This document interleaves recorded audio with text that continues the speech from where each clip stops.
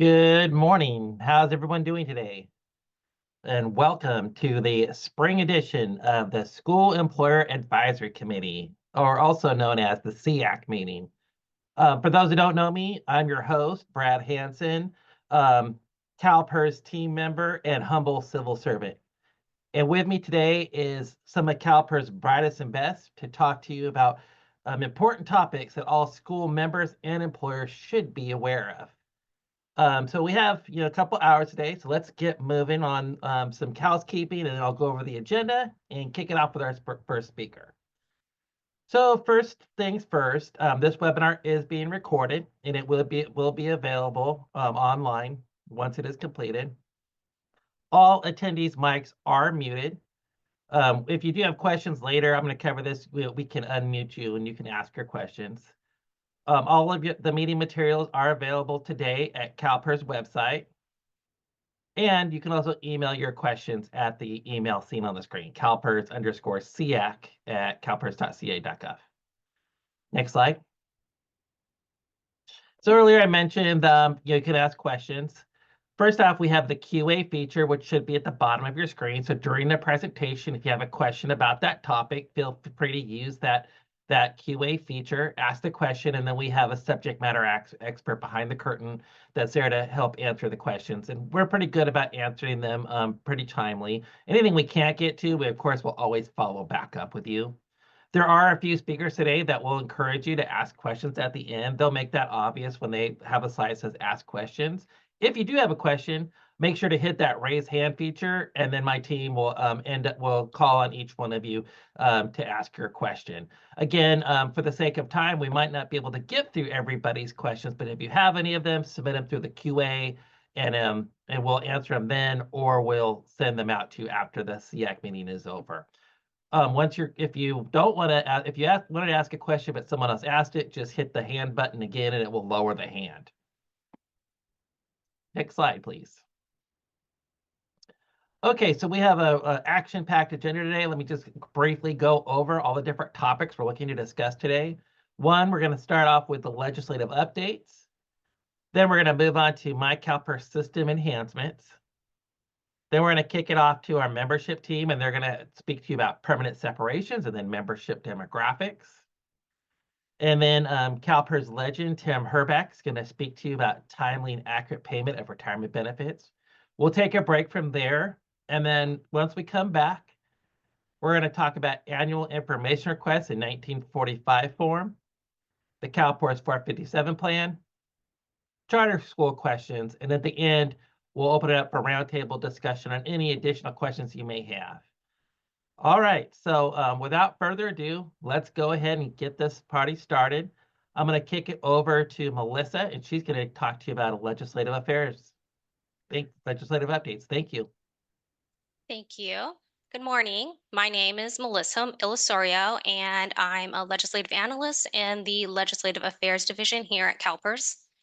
My colleague Josh Robinson will be in the chat room with links to each of the bills we are going to discuss today. He will also be available to take down any of your questions where we can follow up with you at a later time. So we are going to discuss 4 legislative bills with the School Employer Advisory Committee that CalPERS is currently tracking. Our first bill to discuss is AB 1247, and it is authored by Assembly Member Garcia. This bill would require a school employer who hires a contracted worker to perform a classified school employee job function to guarantee the contract includes contributions to CalPERS at the equivalent amount that would have been contributed by the school employer if the contracted worker was at a direct hire eligible for CalPERS retirement and health benefits. AB 1247 has passed out of the Assembly Public Employment and Retirement Committee and also the Assembly Higher Education Committee. It will be heard in the Assembly Appropriations Committee today. On to our next bill. It is AB 1383, authored by Assembly Member McKenna. This bill includes several prospective changes to the Public Employees Pension Reform Act of 2013, also known as PEPRA.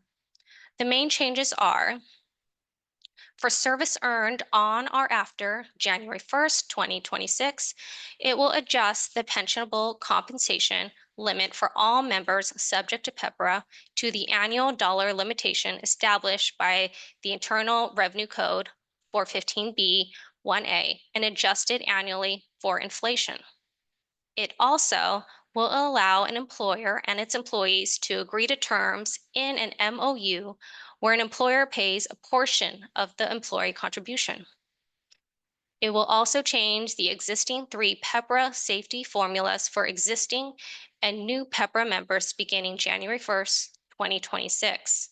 It will create a 4th PEPRA safety formula, and it will also allow an employer and its employees to agree to terms in an MOU to move members to a higher safety formula. AB 1383 has passed out of the Assembly Public Employment and Retirement Committee and will also be heard today in the Assembly Appropriations Committee. On to our third bill.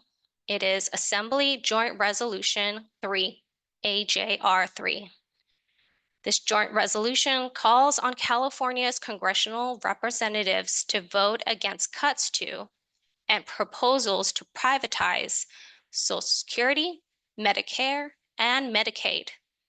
AJR 3 also calls on President Trump to veto any legislation that cuts or privatizes these programs.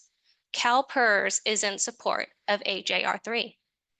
AJR 3 is currently on the Assembly floor, third reading. The last bill to discuss today for our legislative update is SB 853. This bill is authored by the Senate Labor, Public Employment, and Retirement Committee. This is our current omnibus bill. And among other things, this bill would clarify that several compensation-related provisions in the Public Employees Retirement Law apply to both classic members and to members subject to PEPRA.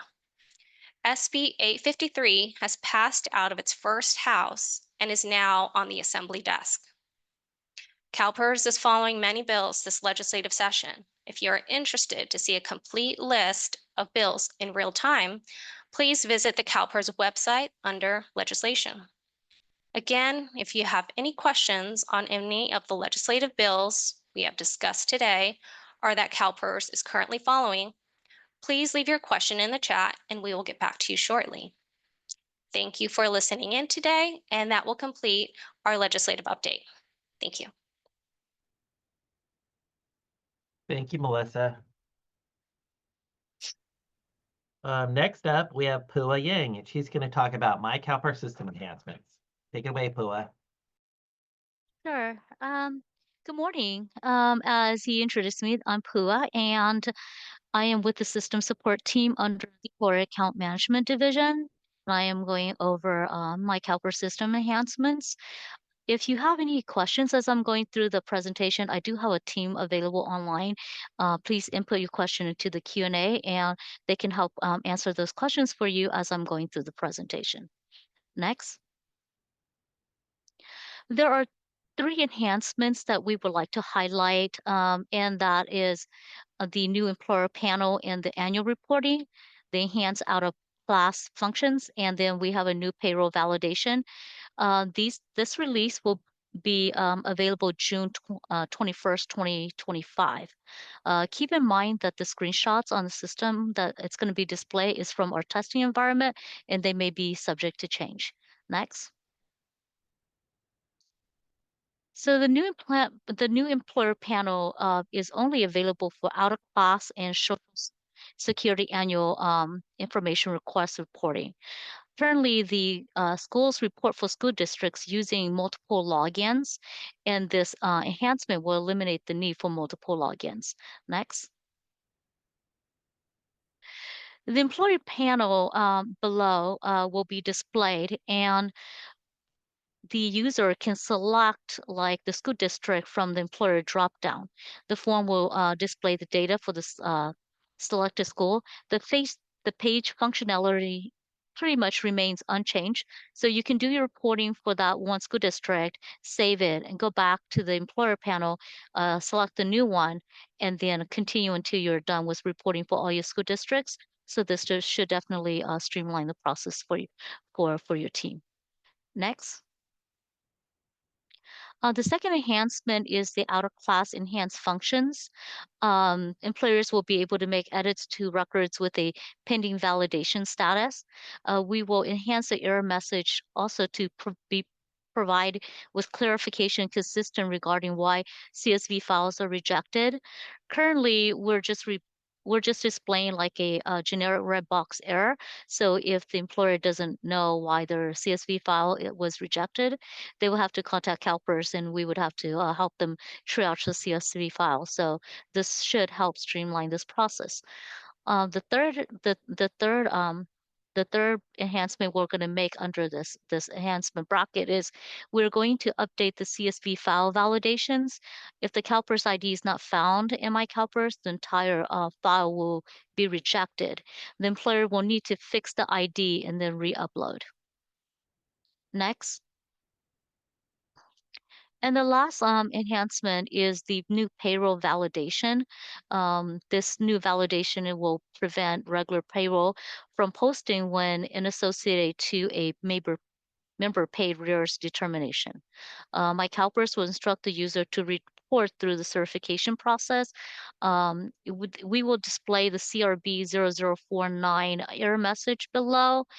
And currently the process is that we will let that post, and then the payroll team's going to have to reverse the record and then process it through the employment certification process. So having this new validation will help streamline the process and kind of prevent duplicates. That's all the enhancements that we are presenting today. Again, if you have any questions on these, please feel free to input them into the Q&A, and my team will be able to answer them for you. Thank you. Next up, we have Heather Porter, and she's going to talk about permanent separations. Thanks, Brad. Good morning. Hello. I hope everyone's having a good morning. I'm going to be discussing a system enhancement regarding permanent separation dates coming in August. Next slide, please. So first off, I want to go over what the employer responsibilities are and why when it comes to just in general reporting, but specifically also to permanent separations. It is a requirement of CalPERS that employers report accurate and timely member appointment changes. Membership enrollment is one. Obviously, we want to know when to enroll and timely report payroll for members when they meet membership qualifications. And then we also require that non-contributory employment is reported. This would be also considered overtime appointments. Those must be reported even once they're determined to be non-contributory. And then permanent separations from employment, these must be accurate and timely. Reported to CalPERS, as well as leave of absences. Those should be reported properly and identified in the myCalPERS system. Next slide, please. So the reasons these timely and accurate reportings are so important is they can have significant impacts. Membership enrollment, there's obviously arrears that can come from not reporting into membership timely, which could result in the employers having to pay employer paid member arrears and the additional $500 fee. Separation dates are important because if you don't report accurate separation dates, it could impact other employers when they go to enroll a member and place them in the wrong enrollment level of PEPR or Classic. They could also place them in the wrong formula for Classic members. This causes retroactive payroll and contribution adjustments that, as you all know, can be very challenging. Incorrectly reporting separation dates can also lead to incorrect reciprocal determinations being made, which can impact the member and the other reciprocal agencies. Another major issue we have been seeing when it comes to inaccurate reporting of separation dates as well as non-contributory appointments is illegal retirements. This is also why it's extremely important to report these. Members must separate from all CalPERS covered employment prior to retiring, even if it's a non-contributory appointment. Otherwise, they could be illegally retired, which if found after retirement will lead to overpayment of benefits that a retiree will be responsible to pay back. One last one that I didn't add to the list is inaccurate separation dates can also lead to illegal refunds, which can be a very challenging process for everyone. Next slide, please. So with all that in mind, coming August 9th, a system implementation will be going in that will generate notification letters if a retiree is placed on roll and they're missing a separation date. If after 2 months of retirement, there is still a missing separation date, then a letter will be generated to both the employer and the retiree that they may be illegally retired if they have not separated from all CalPERS covered employment. And if the separation date is not reported, then their retirement benefits may be suspended. This is a warning letter.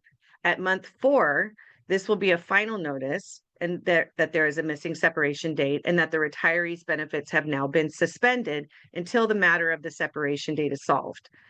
Upon these notifications, it is critical that the employer report the member separation date so that we can obviously unsuspend the benefit if applicable. Next slide, please. If we have an issue where the member has actually not separated from all employment, then it's important that the employer and obviously the retiree contact CalPERS immediately so we can address any potential illegal retirements timely and avoid future accumulation of overpayment of benefits. So I will go ahead and I can open it up for questions if anyone wants to raise their hand, or feel free to put them in the Q&A. And if we don't have any verbal questions, I'll turn it back over to Brad to announce our next speaker. Looks like there was a few questions in the Q&A, Okay. Heather. All right. But we can just handle them online too. I'll go ahead and kick it off now to Veronica Silva-Gil, and she's going to talk about member demographics. Perfect, thank you. I'm here to tell you today about member demographics. Next slide, please. So these are the topics that I'm planning on covering today. I'm just going to give you first a little bit of background. Then I'm going to go over the requirements for member demographics, go over a little bit over employer responsibilities, and then, review some of the risk and ramifications for not having correct member demographics in myCalPERS, and then provide you with some resources to help you with this responsibility. Next slide, please. So first, why are we talking to you about this today? And this is because our office, Internal Office of Audit Services, performed a review of 25 employers in the last fiscal year. And what they found is that members' names, birth dates, gender, leave of absences, the separation dates, and they have found invalid appointments and incorrect start dates. So all of those they found to be incorrect, reported in myCalPERS as opposed to what is in the employment records that each of the agencies keep, on their files. So that is why, today I want to go over them with you so that you understand what is needed and, hopefully help you with not having those issues in the future. Next slide, please. So first, we'll go over the names, date of birth, and gender. So all the basic demographics. So when you hire someone or they, get enrolled in myCalPERS, confirm that their member's name is correct. And then throughout their career at your school districts, make sure that you update the members, when they have an event that occurs, like such marriage, divorce, any name changes that they might have. Also, make sure that the name that you enter in myCalPERS matches what is in their identification documents that they are providing you. The gender also must be reported, and we do have that is on what's in the ID. But if the member decides that they don't want to report, so there's the option to report the unknown, or if they want to report binary as well.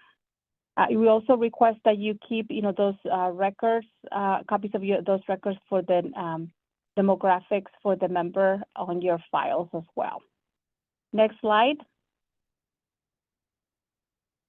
This is the other one that was a big one that we found on leave of absence. So the employers, we need you to report the start date when the members take a leave of absence, whether it's paid or unpaid. And then when they come back, you want to go ahead and enter that leave of absence. And then, if they don't come back from any from the leave of absence, then enter the permanent separation.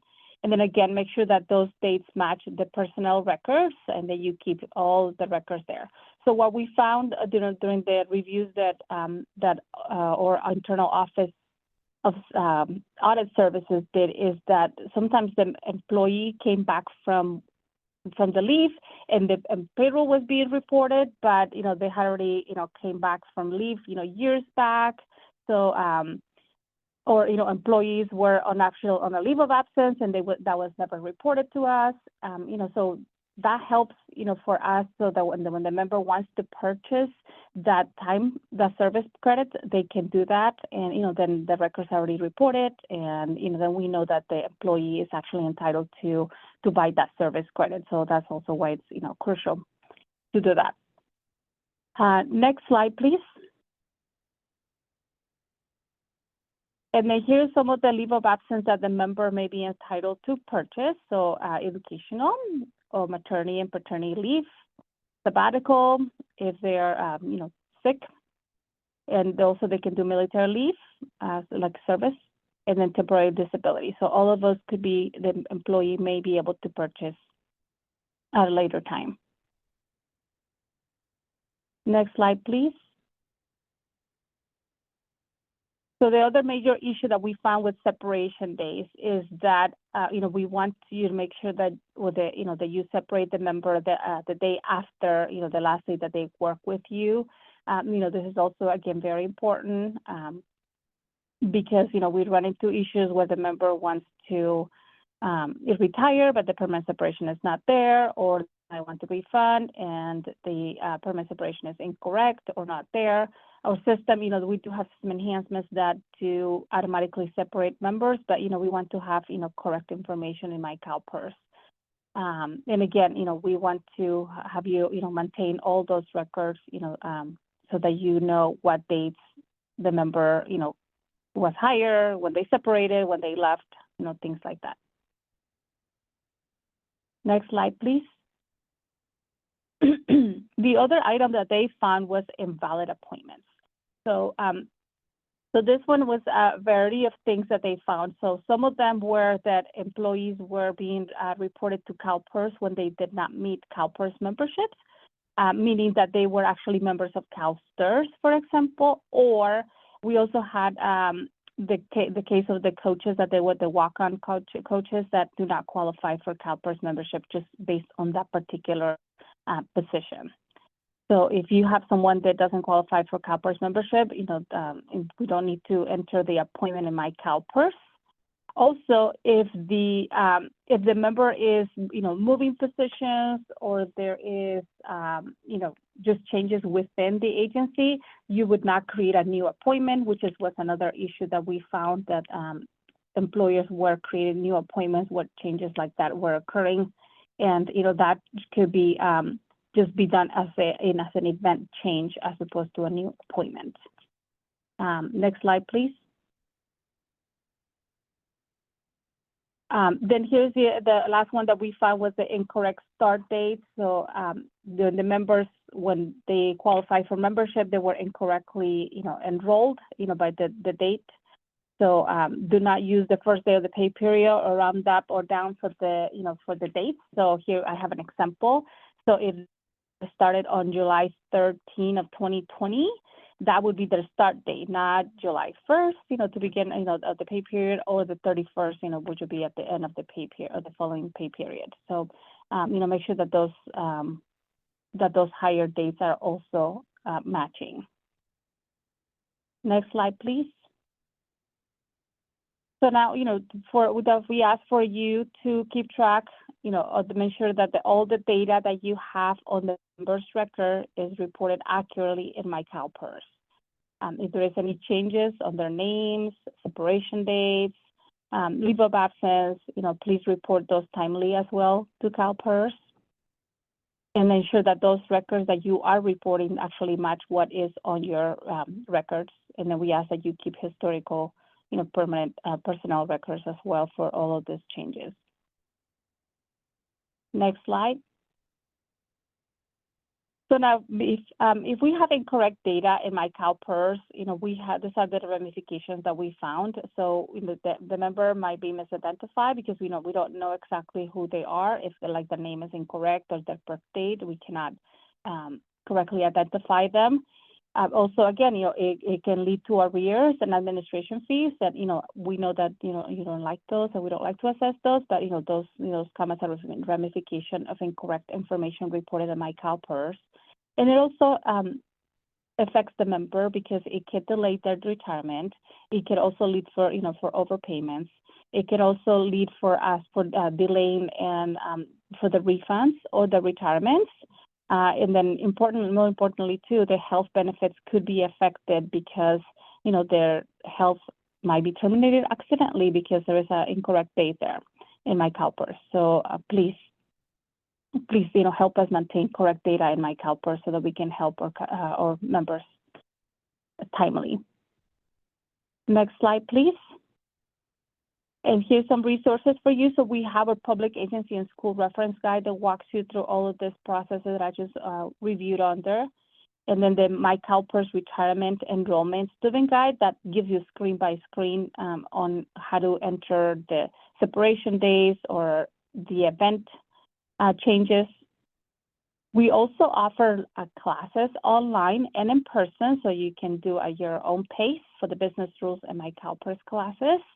The live classes, they also have you do some live scenarios. So if you are new or if you have a new team member in your area, you can send them to these classes. And if you have any questions, because you're getting an error or just don't know how to do stuff, then email us and we can assist you at membership_reporting@calpers.ca.gov. And that ends my presentation. Next slide, and I can take questions. And I also have Veronica Coria answering questions in the Q&A. So if you don't get a chance to ask your question live, you can also ask it on the Q&A. Okay, Veronica, looks like we have Ramona. Oh, sure. Go ahead, Ramona.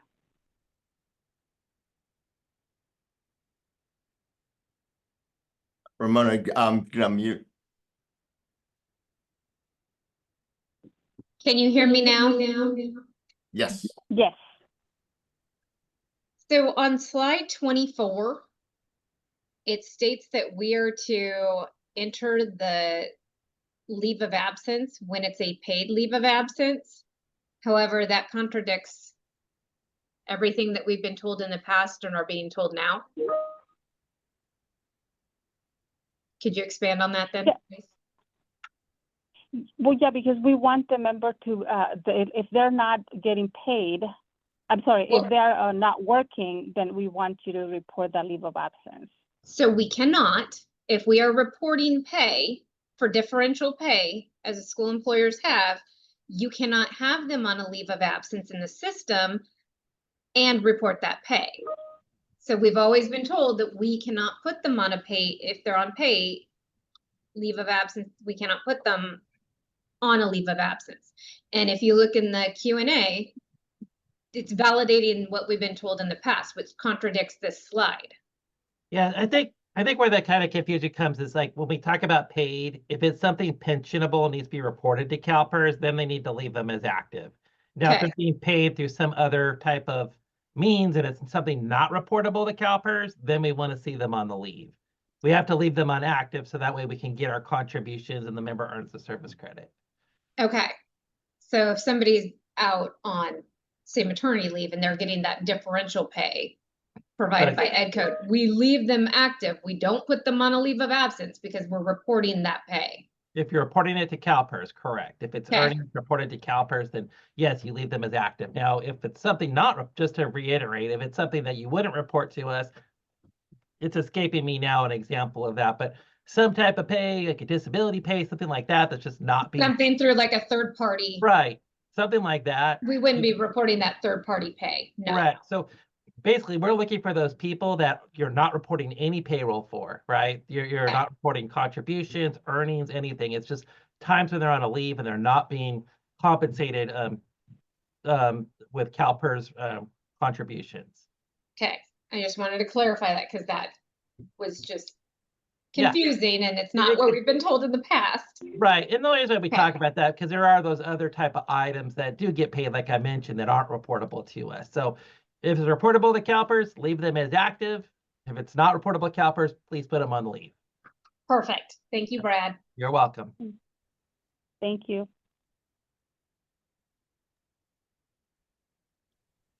Okay, looks like we have Devendra, go ahead.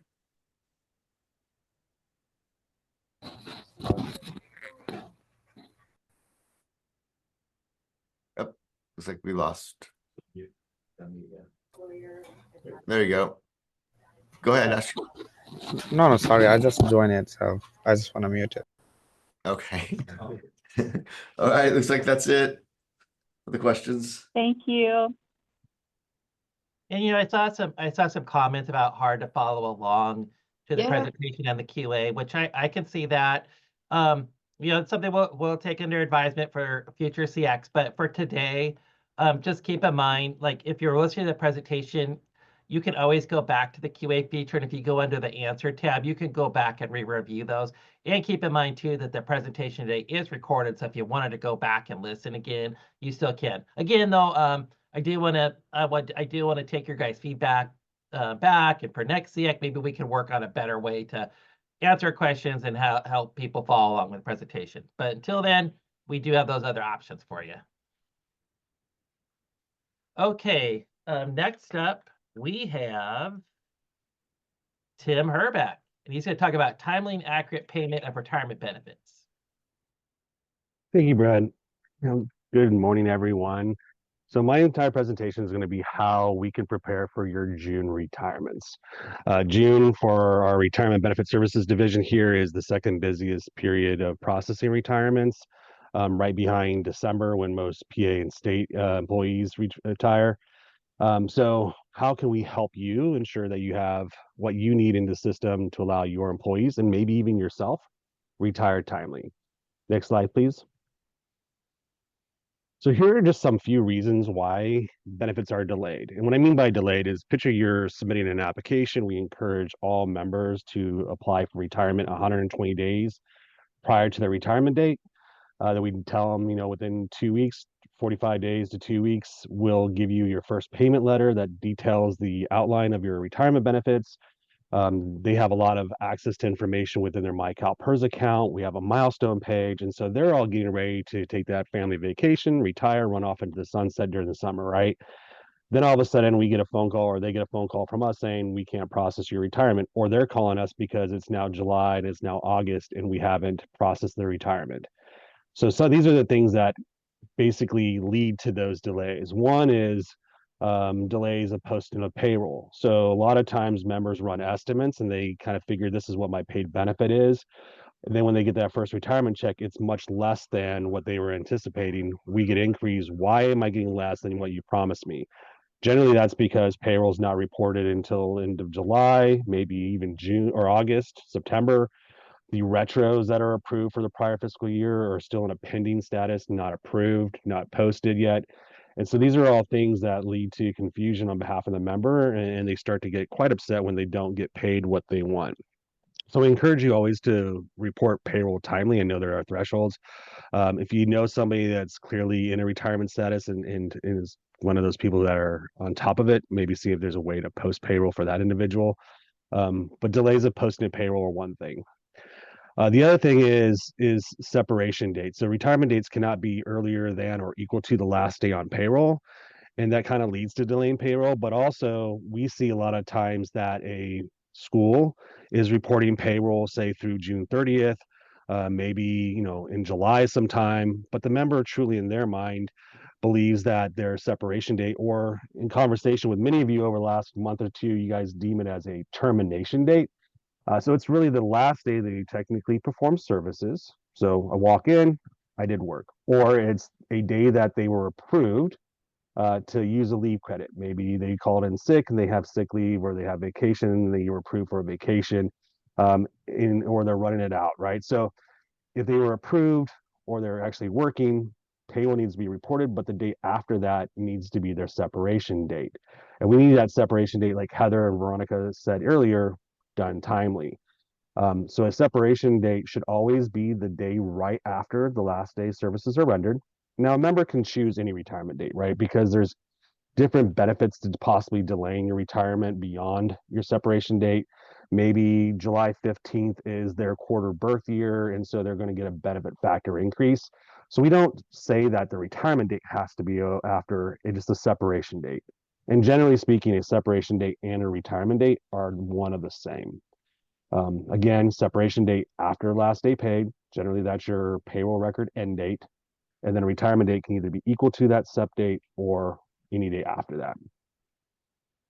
If not, what really happens is if a member retires and you're like say June 15th and you're trying to report payroll through the end of June 30th, your payroll will error out.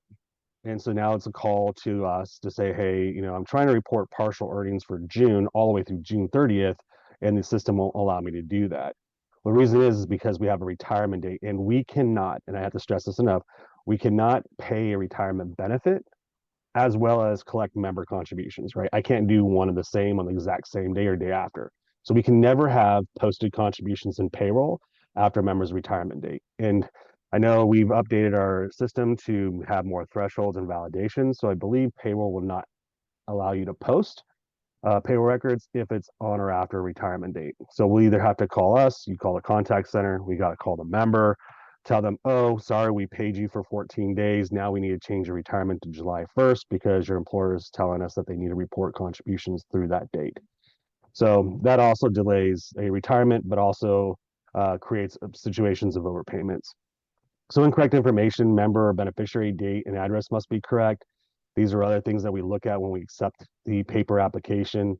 You as the employer are responsible to keep a member's demographic information up to date with us. Only inactive members or retired members can make those changes. So as a member's name changes, if you enter a wrong day of birth, as their address is incorrect, those are things where we have to validate and can technically delay the keying of the member's retirement application, as well as just proper documentation to support that information. So we encourage you, if possible, to build in a process on an annual basis, maybe biannually, just to do a confirmation of the member's demographic information. I believe there's Cognos reports that have that information that you can run, but it's something that would help improve their retirement processing. Next slide, please. Now we're getting to unused sick leave. So in 2022, we sent out a circular letter that spoke to Government Code Section 20963.5, specifically for school members and public agencies. And so within the Government Code, it speaks that in order for us to convert unused sick leave to service credit, the member's retirement date must be within 4 months, 120 days of separation. So when you delay the separation, entering of a separation, or you give us a wrong separation date, maybe it's you meant to say June 2025, but you typed in June 2028 incorrectly, since it's not within 120 days of the retirement date, the unused sick leave will not be used in the member's calculation. Also, only we need to report days that are accrued during the normal course of work. So when we audited school employers in 2022, this is one of the findings we found, is that there was like COVID. That was a big one, right? COVID, everybody got 80 hours, but that was just kind of like bonus time for COVID. It wasn't earned during the course of work. So the only hours you can report to CalPERS are those that are accrued during the normal course of work and generally need to be clearly defined within your memorandum of understanding or labor agreement. For most county offices, school districts, and community college districts, the hour accrual is about 8 hours a month or 1 day a month. So that comes out to 12 days for every 1 year service credit. But if you are going to offer your members more than the 8 hours, which is deemed normal, we just need to know that you clearly define it within your labor agreement. For example, a lot of safety classifications, they give their safety members 24 hours of sick leave. It just has to be clearly spelled out. 24 hours per month during the course of business for actions performed and can be used for purposes of sick, right? The other question I get a lot of times is regarding schools and transferring from one school to another. So there are ed codes, and I believe there was an assembly bill passed last year that spoke to this as well, or codified more information. But really, you as schools, unfortunately, need to track the movement of people from district to district, county to county, community college to community college, or any sort of that combination. And it has to be transferred and then reported when the final employer separates them and the member retires. If you're not sure, probably a conversation you need to have with your employees or the other school district as they hire them. Probably need to reach out to you. It's like, hey, what was the balance prior to them leaving you? So that transfer can happen pursuant to the ed codes you see on the screen. Next slide, please. Again, requirements to report on your sick leave must be defined in a labor agreement, cannot include hours cashed out. So I don't think any of you guys cash out hours. Some public agencies do. But if you allow them to cash it out, those cash out hours can't be reported. Must be reported as days, not hours. Technically, this is not correct because I think when you report the separation date today in myCalPERS due to a new system enhancement, you can report to us either in hours or days. Just make sure you clearly define which one you're reporting so that it allows us to clearly calculate the service credit that's going to be converted. And cannot include any other leave credits. So for example, annual leave, vacation, or COVID leave. And if you have any questions, please refer to circular letter 200-033-22. It was, like I said, again, published on June 1st, 2022. And just an FYI, I am made aware that CalPERS is looking to conduct another cycle of audits regarding unused sick leave. We do it probably every 2 to 3 years. So we're in 2025. I anticipate them doing an audit on unused sick leave. So any cleanup you can do now probably would be in your best interest. Next slide, please. All right, why would a member, these are some common questions we receive through inquiries from members, and I kind of want to go over them with you to help you understand how to answer them. If your employee approaches you in your human resource department, or you have a friend who just asks you questions, because as we all know, when you're in our positions, our friends, family members, cousins, relatives, neighbor down the street thinks we're the knowing of all. We're the pro of all CalPERS, and so they ask us all the questions, right? So I felt it kind of important to share some of the frequently asked questions with all of you as the pros out there that are the all-knowing.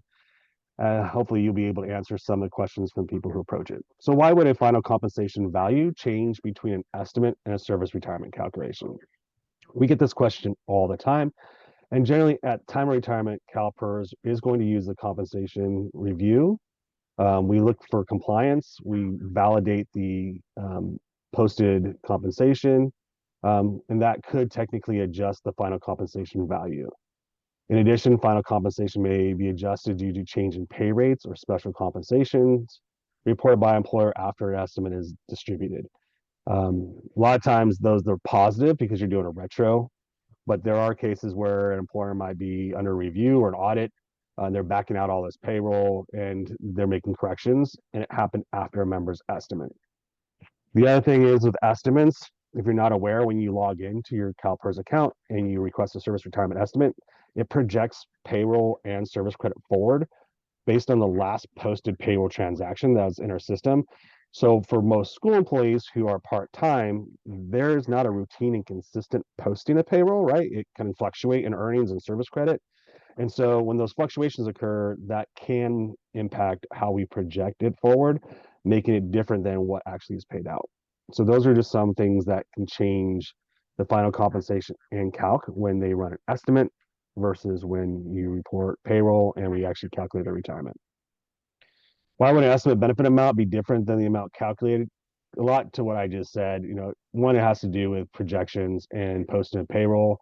The other thing is that they enter sometimes the unused sick leave they believe they're going to have at time of retirement, but they don't understand that their employer is actually responsible for reporting unused sick leave to us, and you have the final say what the remaining balances are. So a lot of times that's different, but also when they first get their check, and this has just been routine, school employers aren't the best on getting, in public agencies and states even worse, but most employers aren't really good at getting separation dates in as soon as a member leaves. it can take 30, 60, 120 days. So if you don't report those separation dates timely, then we don't also have the unused sick leave to calculate the retirement. Once it posts, we'll do adjustment, but that adjustment takes 120 days. So I really love the fact that I think Heather and our sections are working now to make sure members are educated. In myCalPERS, they're going to actually see that they have active appointments that are not separated. So there's going to be visibility. There's going to be those 2 letters that Heather talked about that are going to go out to both the member and the employer that basically says, hey, we cannot complete your entire calculation correctly and accurately because your employer has yet to report these things, which may include unused sick leave. So please note, the quicker you can get the separation date in and the unsick leave, that also helps with the calculation. Next slide, please. Where can I find what retirement formulas they are entitled to? So we often get, because when you log into myCalPERS, there's a blue box that says, here's your formula. It only shows one, it doesn't show all. So we encourage members to look in their myCalPERS homepage. So the retirement formula that's displayed on the homepage is one, but if they work for more than one employer, they can select the retirement summary page within their myCalPERS account, and that actually will display all the formulas for each employer. They can also see all the formulas within their annual member statement. And great news, hot off the presses, starting in June, we actually enhanced our estimate, where when you request a service retirement estimate, we will actually show you each formula and the amount of service and the contributions associated to that and how we calculate your retirement. It's not something we do today, but it's something that's been asked for and we've listened. So we're making that change to basically display how your retirement's calculated. And that actually will also show the different formulas. But for right now, just go to your retirement summary page in myCalPERS, or you can go to the statements and you'll see all your formulas. Then also a lot of members see that it's like 2 at 50, 2 at 55, and they may be 63 years of age or 62. We do encourage employers to go to our CalPERS website, the benefit charts page, because it actually shows you a nice breakdown of how your retirement may increase the older you get after each quarter birth year. So you can kind of make that decision. Do I want to stay? Do I like my employer? Maybe work another 4 months to get that bump. I'm not sure. Or you know what, it's not worth it. I'm out of here. More information to help you make an educated decision on your retirement. And what's the most efficient way to request an estimate? Again, just go online. It's the easiest, fastest, most accurate way is just go in myCalPERS and create a service retirement estimate. Next slide, please. So we have these pubs that are available for you. A benefits guide to school members. I would recommend having something on hand or printed out or just linked, maybe sent out during annual communications to your employees. Let them know there's a pub.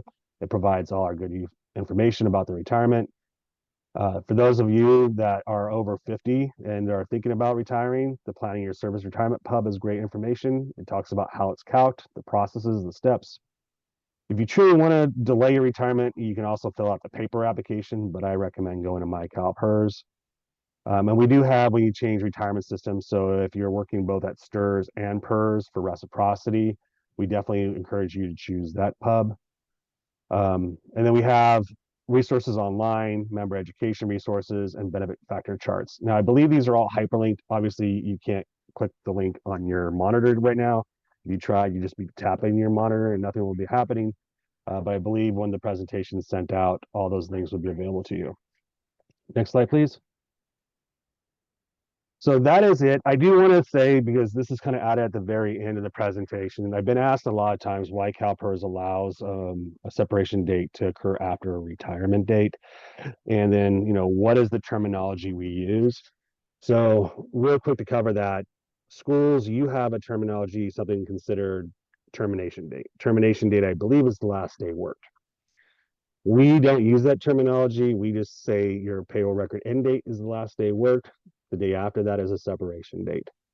Separation date must always be 1 day after the last payroll record end date, and it can be equal to or prior to a retirement date. A retirement date, again, like I stated earlier, can always be after. When myCalPERS launched, we didn't have a lot of validations, right? And so in some cases, we allowed a retirement date to occur, and then we didn't verify or prevent you from entering a separation date. I know I've touched base with a lot of county offices lately and kind of helped them work through their separation dates. In some cases, the SEP date was entered incorrectly. In some days, it's entered correctly because we had payroll after the retirement date, which is also something we allowed in the past. Those things have all changed. We now have payroll validations that prevent payroll from posting after a member has been placed on roll with a retirement date. We also prevent employers from, or we internally will stop accepting a retirement date prior to payroll because members can backdate the retirement. You know, you may post it and not be aware, and they decide that they're going to backdate it. So we will no longer push through a retirement date when we see payroll. We'll work with the school and the member to confirm the retirement dates. Those are all things that happen. In regards to SEP dates, we cannot, and I don't think any of you truly would want to not be paid for 2 or 3 months while we wait for your employer to report your separation date. If I had 100% confidence that all employers, not schools, but state, PA, and schools, report a separation date the day after the member walked out of your building, I don't think we would have an issue. But since we don't have that confidence and we have historical data that proves that a lot of employers don't report separation dates to us at all, if not timely, I cannot hold up a member's retirement benefit. You wouldn't want me not to pay you for 2 or 3 months while we work it out with your employer to process a separation date. And so that's why we can't stop a member from retiring while we wait for a separation date. It just, we are bound to pay people timely within 45 days of their requested retirement date. And unfortunately, that is what we strive for. I know there's other reciprocal systems out there that will actually delay paying people for 60 to 90 days, but we are not one of those retirement systems. We want to get you guys paid so you can enjoy your retirement sooner than wait for all the data to be posted correctly. With that said, I'll answer any questions. I don't know if I'm over. I'm probably sure I'm over. I'm sure Bill's going to be emailing me here soon to tell me to be quiet, but I'll answer any questions. We're actually ahead of schedule, Tim, so we got plenty of time for questions if you want to take them. Yeah, I'll open it up. I mean, I know I've been fielding a lot of questions, Brad, regarding proper payroll posting and retirement dates and SEP dates. And I think what really spawned all this is the two things. One, we will hold warrants. And you guys, as a school employer, need to know if we don't have a separation date, we are going to hold a warrant. We're going to notify them, and you're going to have very upset people. So we do encourage you to have separation dates entered correctly. But also, we need to make sure that it doesn't appear that a member physically worked earnings reported after a retirement date or a separation date that's 2-3 months after the retirement date, because from an optical perspective, that appears that a member was still actively employed, right? How do I retire and have a SEP date 30, 60, 90 days after? What happened between there? Why was payroll not reported? So those are all things that we kind of are looking to resolve. Questions? I don't see any questions. Tell me I didn't do that good of a Well, job. there's some in the QA. Do you want me to read some of them to you, or do you want to just answer them on the QA? What about sick leave earned for summer work? So, I mean, any sick leave that's earned during the course of normal work. So if they're contracted and they are hired, that's unused sick leave can be reported to CalPERS. It's really when we talk about sick leave that's not earned during the course of work, it's like those, hey, come work for our district and we'll give you an extra 80 hours as like a gift or COVID pay, right? Those weren't technically earned while a person was working. So that's anything that's worked. If you haven't worked through the summer and they're entitled to accrue it, that's fine. It just can't be a gift or a lump sum bonus for a specific cause like COVID was.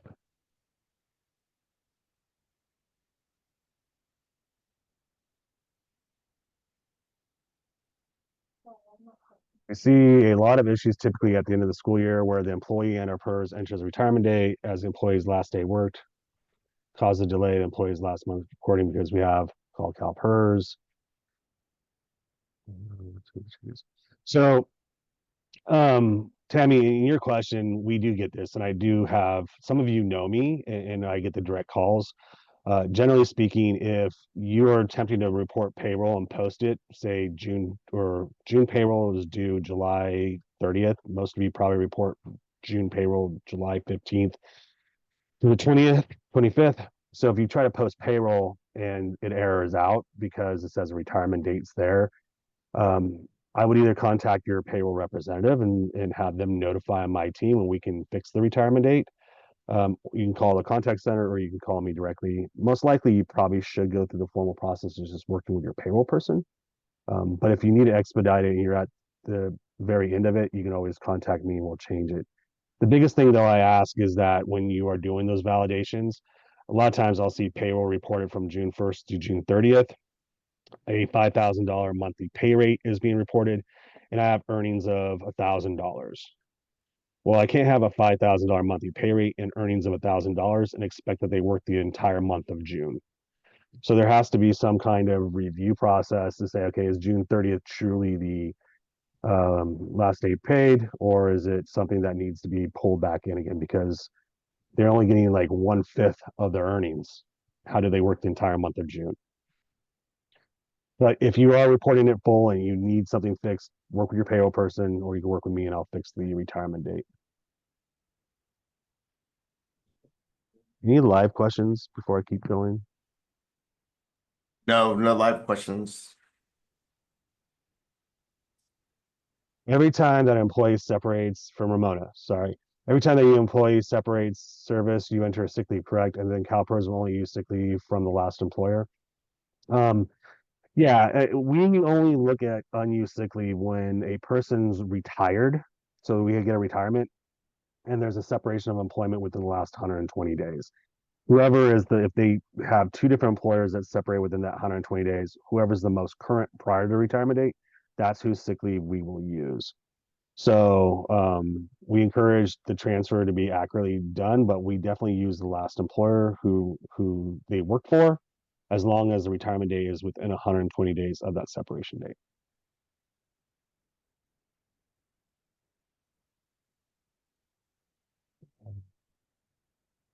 Could you at least attempt to have a separation date entered? Maybe give employers 15 days. So the 15 days, I mean, here's our timeline for us, especially if any of you are looking to retire. So once you submit your retirement application, you can backdate it or you can go future dated. And so our service levels are 45 days from the day an application was received or your retirement date. So technically speaking, if I retire May 31st, as a CalPERS perspective, we have until mid-July to pay them a benefit. That should give most employers enough time to report final payroll as well as a separation date. You know, what we generally see is no separation date reported 60 days, 90 days, 120 days. And that's why we did the letter. I believe why Heather had spaced out the letters at 2 months after retirement, because that takes us beyond the 45 days. And then again at 4 months, which is the 120-day mark, which impacts unused sick leave, right? Because if you don't have unused sick leave at 120 days, then we can't use it in the calc. So I believe that's how those thresholds were done. So 15 days should technically give you enough time to get a separation date in. What if a district's employees are unrepresented? Are they not eligible to receive credit if there is no MOU? So even unrepresented employees, for example, we have city managers, you have your superintendent, they're considered like exempt unrepresented employees. You still have some kind of contract or some kind of agreement in place because it has to give the terms and conditions of how you're paying them, what their duties are performed. I know from being in compensation compliance, when you report their pay rate, it has to still be somewhere on a salary schedule. And if you report special comp, that has to be clearly defined. So somewhere within those documents, you should also define how you are reporting unused sick leave. With that said, representative, unrepresented, classified, certificated, everybody who works, I believe, per the Ed Code is entitled to it. It's just your non-qualified, like your people who are not even covered by a PERS position, or not eligible for PERS retirement at all. Those hours aren't going to be reported to us, but they probably are still earning them on your end. And then if they do become qualified or they do become a member, you can transfer those in and just report those out to us at the end.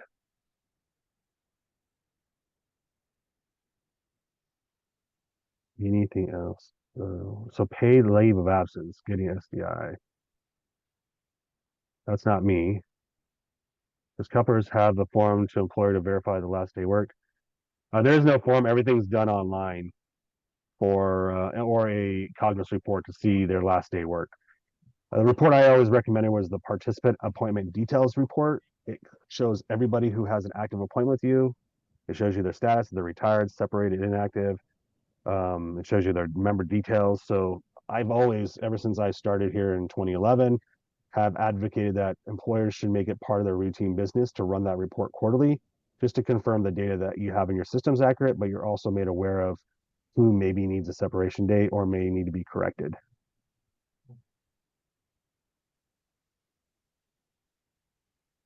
All right, Brad, I think that's all for me.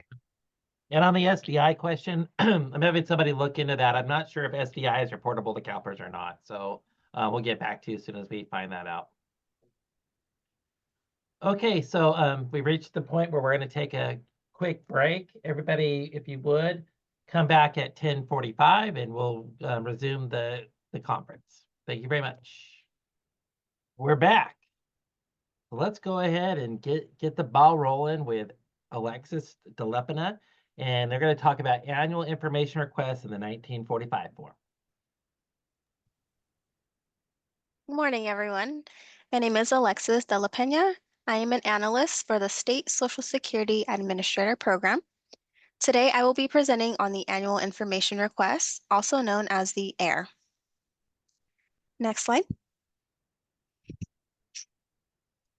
In today's presentation, I will cover the role of State Social Security Administrator, how to request access to the myCalPERS system, what the AIR is, where to locate it online, the Social Security Fairness Act, and the updated SSA 1945 form. Next slide, please. Social Security Administration requires each state to designate an administrator of Section 218 agreements. CalPERS was assigned the role of the State Social Security Administrator, also known as SSA, by the governor in 1955. SSA acts separately from CalPERS and is not specific to CalPERS business partners or contracting employers. SSA has oversight and responsibility statewide, including all public employers and their retirement systems. We provide Social Security and Medicare contract assistance at the employer level to every public agency, school, and state agency in California. So, what does the State Social Security Administrator do? Next slide, please. We process Social Security contract amendments for public entities to provide coverage for their employees. We also administer provisions of Section 218 agreement. We maintain Section 218 related records dating back to 1951. These original contracts are protected by waterproof, floodproof, and fireproof cabinets. We supervise the election process for Section 218 agreements. We are the liaison between SSA, IRS, employers, and stakeholders. And we also perform education and outreach. Next slide, please. Accessing myCalPERS. If you do not do business with CalPERS and don't have a myCalPERS account, the state administrator team can assist you with setting one up and gaining the appropriate access. Next slide. To gain new access to myCalPERS, you will need to contact our team. We will advise you on the process and add you or a designated contact to the myCalPERS system as your agency's Social Security Administrator contact. Adding the contact designates a specific person to receive communications from the state administrator. The communication preference can be set to mail or email. Our dedicated state administrator team will email you a link to a student guide, which can also be found on the state administrator webpage. The student guide includes step-by-step instructions and screenshots to help you complete the AIR form. If your agency already does business using myCalPERS, a member of the state administrator team can add the business partner Social Security access role for you. If your agency also has a designated system access administrator who plays a crucial role in managing access privileges for all users within your organization. They are your main point of contact for myCalPERS access and can provide you with the business partner Social Security access role. Next slide, please. The business partner Social Security access role allows the user to utilize myCalPERS to conduct Social Security business between your agency and the state administrator, including accessing Social Security documents and the AIR form. Next slide. Navigating myCalPERS. Let's begin with the login process. First, navigate to the CalPERS website, www.calpers.ca.gov. The myCalPERS login button is located near the top right corner of the screen on the home page. Selecting that button will take you to the pre-login screen. There are two options on the pre-login screen. If you already have an account, log in with your username and password. If you do not have an account, you will need to register for one. Next slide. This image is the home page. Across the top, there are 6 global navigation tabs: Home, Profile, Reporting, and so on. Based on the business relationships with CalPERS, you may have other tabs as well. Notice that the Home tab is highlighted in light gray, which indicates the tab you are on. In the center of the page, you'll find information that's specifically relevant to you, along with a couple of panels containing activities underway or completed. Near the bottom center of your screen is a panel called My Messages. If you contract with CalPERS for retirement or health, this panel will have important information for you to check daily, ensuring you stay informed and connected. From here, select the Profile Global Navigation tab on the top row. Next slide. This takes us to our agency profile page. Under the Global Navigation tabs, there are several links: Summary, Payments, Receivables, and so on. These links allow you to access specific business processes relating to your agency. Once again, based on the business relationships with CalPERS, you may have other links as well. Next slide, please. Now that you have a basic understanding of the myCalPERS system, let's take a closer look at the invoices and the annual information request, or once again, AIR for shorts. Each year, the state administrator is required to contact each governmental agency through the AIR. This annual process enables us to maintain current information for each employer and to assist employers in remaining in compliance with Social Security and Medicare withholding laws. Next slide, please. As of July 2018, the AIR is now completed online using myCalPERS. The County Offices of Education, also known as COE, AIRs are issued to employers alphabetically by county.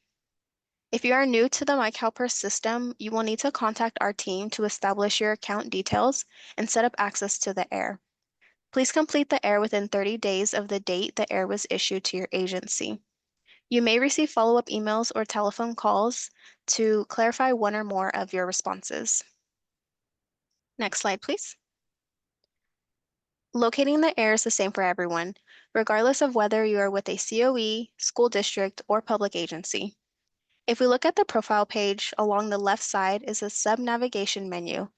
The last item on the menu is labeled SSA Annual Information Request. If you don't see this link, it means you don't have the correct access role.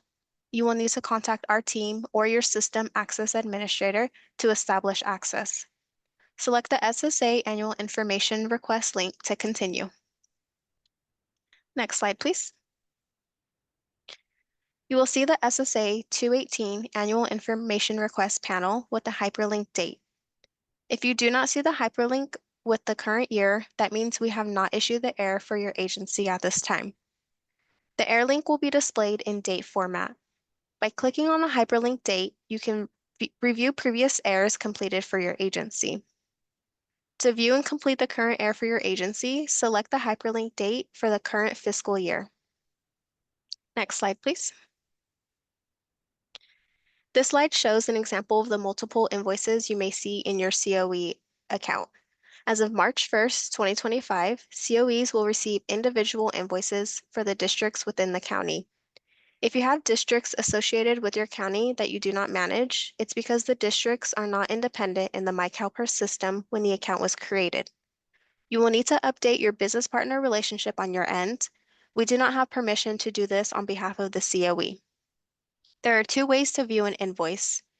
If you see the receivable ID column with a blue hyperlink, you can click on the link to view that invoice. On the other hand, if you see the receivable ID column grayed out, this means the hyperlink to the invoice is enabled. Next slide, please.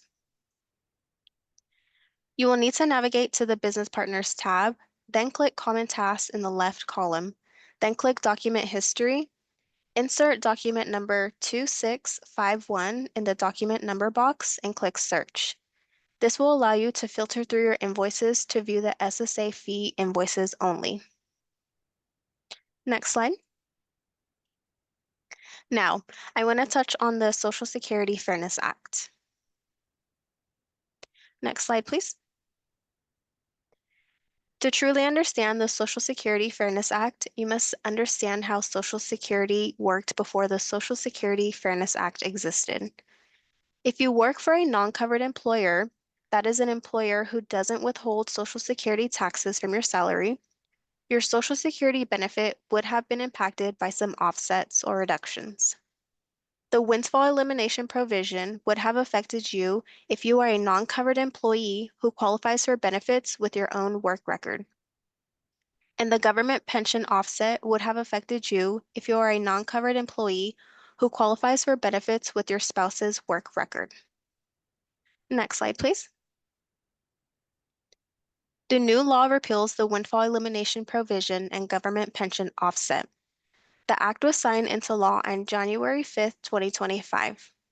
The law is retroactive to benefits payable for January of 2024, but it is unclear at this point how long it would take to fully implement the law. The Federal Social Security Administration is working on developing procedures and automated solutions for the new calculations and is urging people to be patient. This ultimately should increase people's benefit who worked in a non-covered employer and qualified for Social Security. Please visit the SSA website at ssa.gov and subscribe for updates specifically on the Social Security Fairness Act. Next slide, please. The Federal Social Security Administration has amended the SSA 1945 form to reference the repeal of WEP and GPO. Next slide. Employers are required to provide the SSA 1945 form to employees in positions that are not covered by Social Security. This form explains to employees that their non-covered earnings will not be used to determine eligibility or calculate any potential Social Security benefits. Next slide. Here are a list of resources to assist you. I encourage you to explore these links to learn more about the resources available, including the Social Security Administration government site developed specifically for government agencies and very useful self-compliance toolkits located on the IRS website for federal, state, and local governments. As the State Social Security Administrator, we also have a dedicated webpage located on the CalPERS website. You can find many helpful links and more information about what we do. We also offer webinars throughout the year. Next slide, please. You can reach the State Administrator team by email, phone, or mail. We are available to assist you. Next slide. In June, we will present on completing the annual information request form, providing in-depth, step-by-step details for the COEs, school districts, and public agencies on viewing your Social Security and Medicare agreement details and how to complete the AIR online. To request for an upcoming course, please visit our webpage. Next slide. And this concludes my presentation. If you have any questions, please contact us via email or phone at 916-795-0810 and sssa@calpers.ca.gov. Please keep in mind that in our email address, we do have 3 S's. Thank you. Thank you, Alexis. Okay, next up, we have Annie Nguyen, and he's going to talk about a new charter school questionnaire. Oh, excuse me, I'm skipping ahead. We're going to have Lee Lowe talk about the CalPERS 457 plan. Sorry about that, Lee. Go ahead. That's all right. Thanks, Brad. Good morning, everyone. Lee Lowe here with the Supplemental Income Programs. I'm going to take the next 10 minutes to provide an overview of the CalPERS 457 plan. Next, please. So this morning we've covered almost in a whole hour on pension, and Alexis did a great job talking about Social Security. Now, these two, while they provide a foundational support for employees in retirement, they may not fully meet the financial requirements necessary for maintaining a lifestyle in post-retirement. And this is really where the CalPERS 457 plan becomes invaluable. The plan is a voluntary deferred compensation program that's professionally managed by CalPERS. Importantly, the assets within this program are maintained separately from our pension trust, ensuring distinct financial management and oversight. Since its inception in 1995, it has offered public agencies, schools, employees an effective means of saving for retirement through payroll deductions. The plan includes a diverse array of investment options and utilizes advanced services, all at a competitive cost to participants with no financial burden placed on you, the school districts. Next, please. Currently, over 800 government employers in California participate in our plan, representing a variety of public agencies, including cities, counties, other special districts, and schools.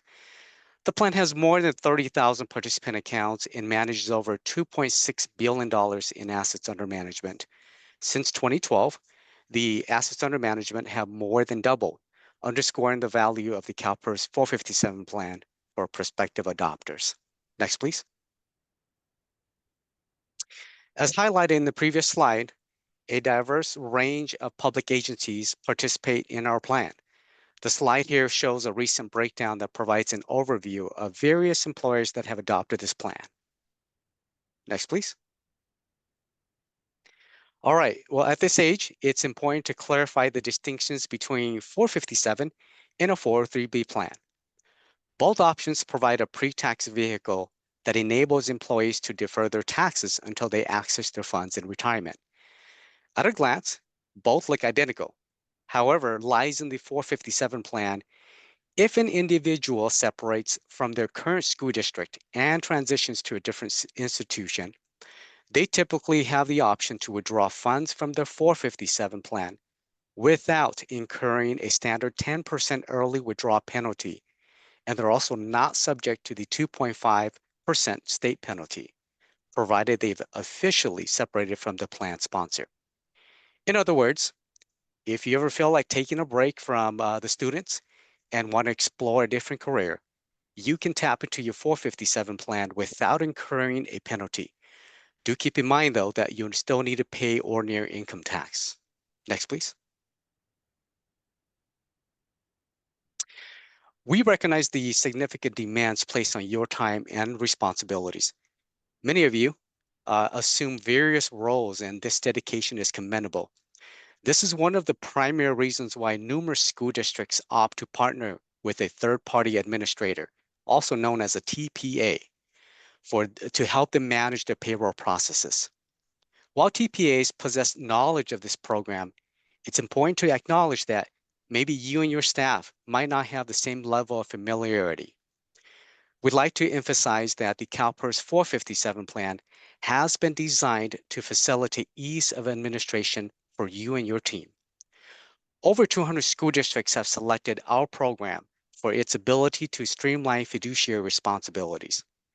By serving as the trustee for your employees' deferred compensation assets, we assist organizations in meeting your fiduciary duties, such as selecting and monitoring the investment options. The plan effectively manages administration, record keeping, and participant education while integrating existing payroll systems for your efficient processing of employee contributions and loan repayments through the myCalPERS platform. Additionally, CalPERS offers on-demand videos or reviews of the 457 plan, ensuring that stakeholders remain informed about the latest enhancement and industry trends. Next, please. The plan offers streamlined selection options suited to different levels of investment interest, and this includes the Help Me Do It and Do It Myself. Employers lacking the time or experience to actively manage their investments can opt for target date funds. These funds provide a diversified portfolio that gradually shifts from higher risk to lower risk assets as the target date approaches, with CalPERS managing the asset allocation. Now, for those who prefer to actively curate their investments, we offer 6 index funds across various asset classes, allowing for tailored diversification according to the individual risk tolerance. Additionally, a self-managed account brokerage option is offered for experienced investors seeking to access a wider range of stocks and mutual funds outside of the CalPERS core funds. Next, please. Employers choose the CalPERS 457 plan for its commitment to low costs, and this is going to be essential for successful long-term retirement investing. The plan features a transparent all-in fee rate structure that includes all administrative, record-keeping, and investment fees, eliminating hidden costs like revenue sharing. We actively monitor industry standards to ensure competitive fees, providing value to employers and their employees. Next, please. The fees have been reduced by more than 50% since 2020. This reduction allows for a greater portion of contributions to remain invested in participant accounts. Notably, the fee for the plan's most popular option, the target retirement date funds, is currently just 20 basis points. These factors positions the CalPERS 457 plan as a compelling choice for employees seeking to enhance their retirement savings. Next. The plan also offers comprehensive financial education and retirement planning resources through Voya. With 24/7 access to the 457 plan website, we have a toll-free number and Voya Retire mobile app. Now, if you're wondering why Voya is involved, they've been engaged as the record keeper and to provide educational resources for your employees. This dedicated team exclusively serves the CalPERS 457 program and operates on a salary basis without commission-based compensation. The account managers is assigned across the state, exclusively serving participants and eligible employees of the 457 plan at no additional cost. They're available for meetings by phone, virtually, or in person. They can also conduct on-site appointments or group presentation. With appropriate planning, they can be included in your district's annual benefits fair. Now, given the demands on your time, we feel it would be beneficial for you to engage with your Voya representative to assist in educating your staff effectively. Next, please. Before I close here, there are 3 prevalent questions we receive from school districts regarding our plan. The first question pertains to the capability of the CalPERS 457 plan with existing 403B and 457 plan. In other words, you already offer another 403B plans. Can you offer this? We're pleased to confirm that the CalPERS 457 plan can indeed be offered alongside these other plans, including those managed by TPAs. Second question is, we don't utilize the TPA, which requires our team to familiarize ourselves with new contribution systems for each 403B and 457 plan.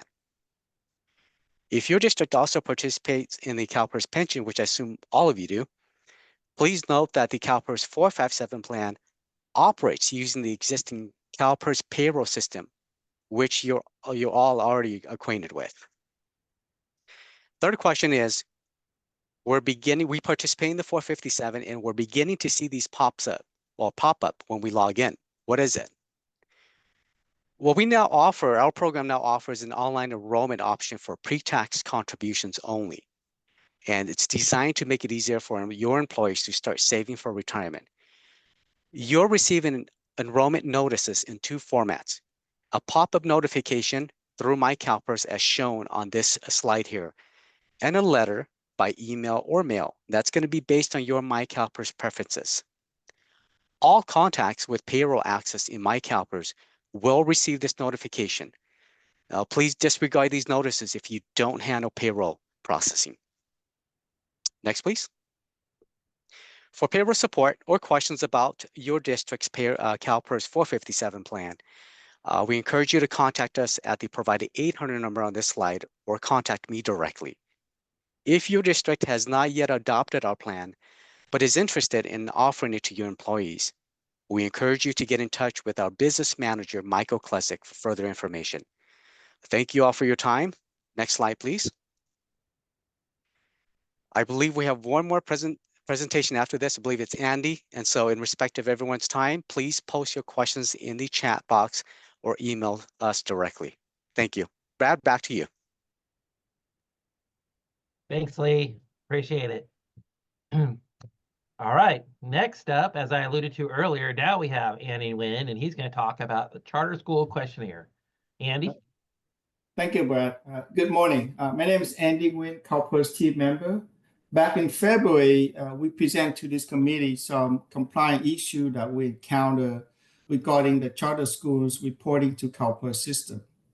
I'm here this morning to inform you about the new compliance questionnaire for charter schools who are currently reporting to CalPERS.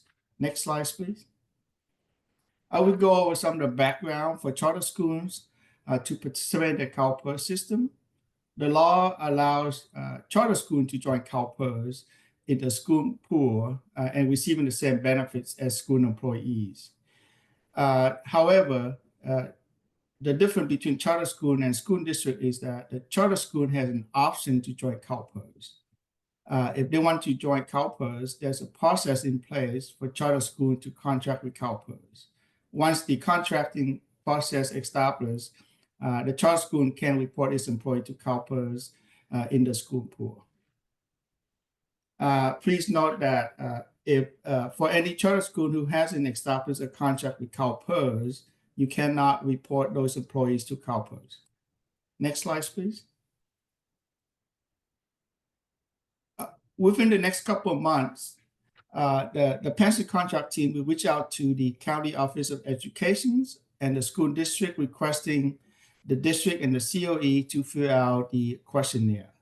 The purpose of this questionnaire is to ensure we have proper information to determine if the current reporting for charter school employees to CalPERS is in compliance with the law. The basics of the questionnaire is to determine if the current reporting charter school is a dependent or independent charter school. We also want to know if the charter school is considered a dependent charter school. There are certain required documents the school will need to provide to CalPERS to be in compliance with CalPERS, such as the MOU between the school and the charter school, and the pay schedule for those employees of the charter school. And if there's an independent charter school who currently reporting to CalPERS as a district employees, we will need to work with the district, the COEs, to establish a contract for that charter school. As I mentioned in the prior slides, charter school would need to have a contract with CalPERS before they can report the employees to CalPERS. And we also want to know that if any of the schools who currently have what we consider lone employees or not, because if the school has these type of employees, CalPERS will work with the school regarding their eligibility to participate in CalPERS system. Next slide, please. As I mentioned before, back in February, we went over the process of how to contract with CalPERS. So for the next two slides is for your information purpose regarding how the charter school can contact us and contract with CalPERS for their pension benefits. Next slide. One more, please. If you have any questions regarding these questionnaires, please email us on our email address, or you can also go to our website. We have a lot of information regarding the process to contract with CalPERS for the charter school. Next slide, please. We also have additional information for the resource for the charter school on our website. Next slide. That concludes my presentations. Please, if you have any questions.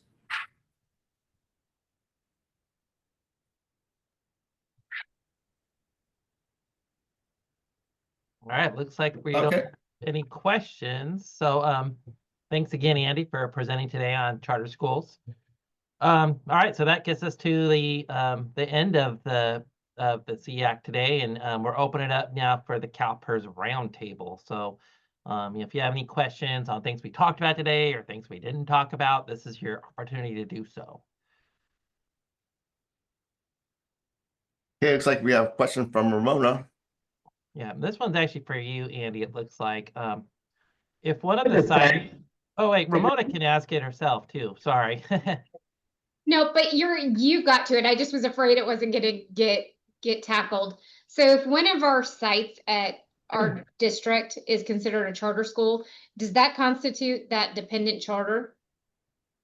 What's a dependent charter? Could you just define it? And so it's all depend, and we have to look at the charter school formation documents because for every charter school, it's my understanding that they have a charter's petitions and they have to renew that petition every 5 years. So it depends on how they're set up with the district or with the COE. We would need to review that charter petitions to make a determinations if the charter school is considered dependent or independent charter school. Because currently they're paid out of the school district. They're not being paid out of like a charter school. So they're considered an employee of the district. Yeah, so no, we won't be able to answer this question until we be able to review the petition of that charter school. Okay. Yeah, so you can email us the petition for the charters that you are talking about. Then we can work with you to make that determinations. Okay.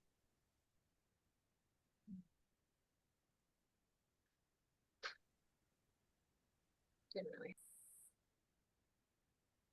Yeah, it just could get tricky. It's hard to really answer that question with looking at the formation of each charter. Looking in just by word of mouth or the things they're saying, it could lead us to look one way or the other. But it's better for us to just look at all the formation documents so we can give you a clear answer. Recently, we've had a lot of issues with charter schools where they're being reported under the district, but really they should be reported under the charter school.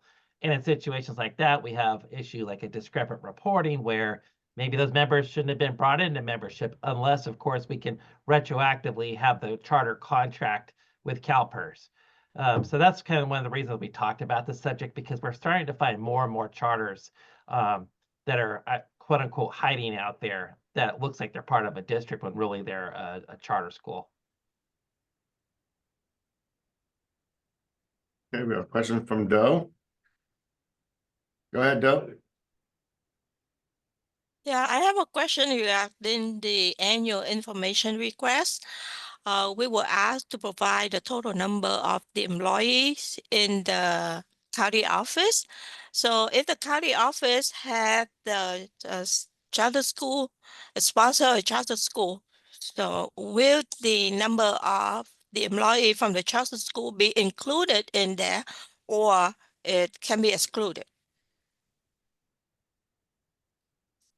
So Alexis, are you still on the call? yes, I'm here. Okay. So it should be included for the charter school.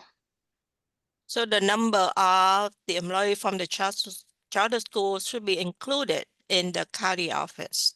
Correct. Total. Okay. Thank you. Okay, Teresa. Teresa, do you have a question? Oh, there you go. Try unmuting now, Teresa. Okay, thank you. I want to go back to the charter schools. Okay.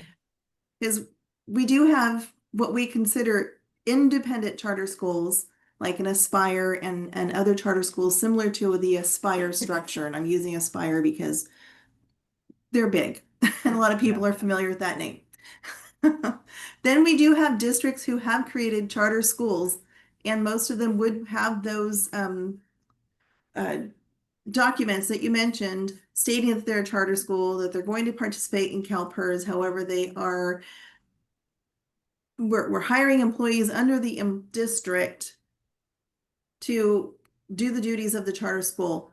Their boards are usually advisory boards. Decisions are taken to the school board for action. So in an overview of that type of situation, wouldn't you say that it could look like, and I'm saying could look like, that they're a dependent charter and still report under the district or COE, depending on who's sponsoring that charter? So it's kind of like a two different type of review. First, we have to review that charter school is considered independent charter school from the district. And then another type of review that our membership team have to work with the district is because maybe you have some kind of service agreement that your employees perform work for that charter school. Yeah, So we just have to look at all of those type documents.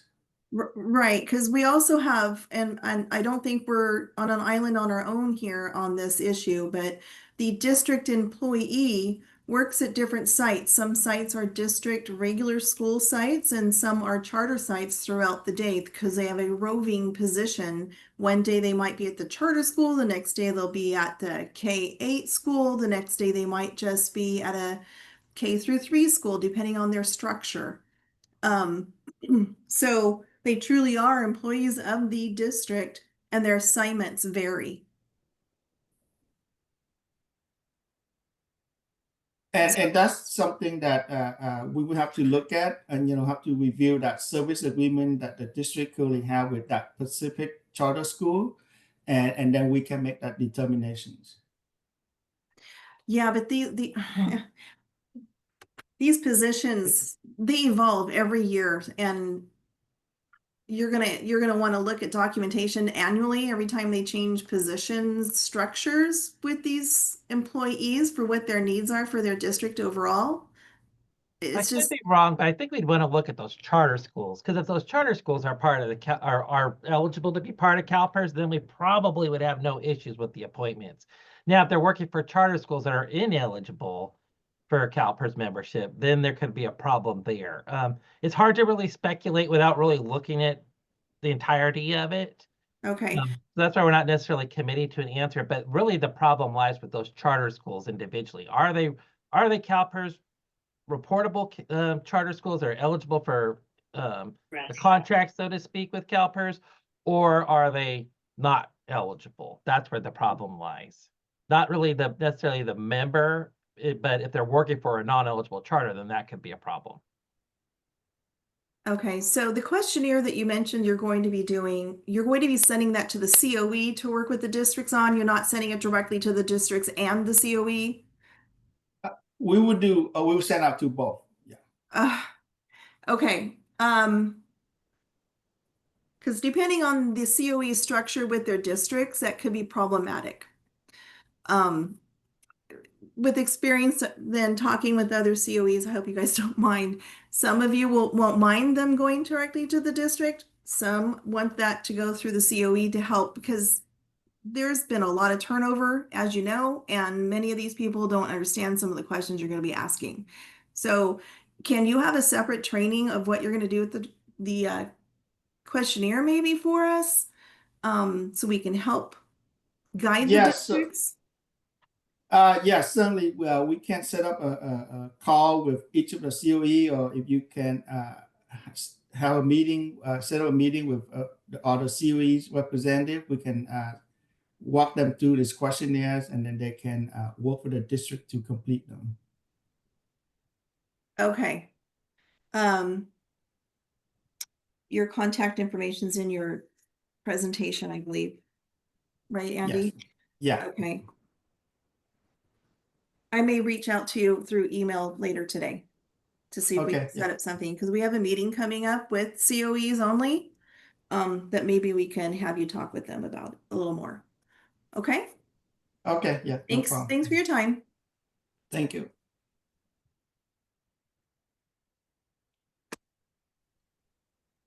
I have another question regarding the projected contribution, that if the district or the COE didn't verify and clear the unposted payroll records for the month. Then we received the projected contribution invoices, and we pay the invoices. Later on, the district or the COE clears the unposted payroll record. Then CalPERS issue us a credit. The problem that we encounter is the credit is not the same amount that we original pay to CalPERS, number one.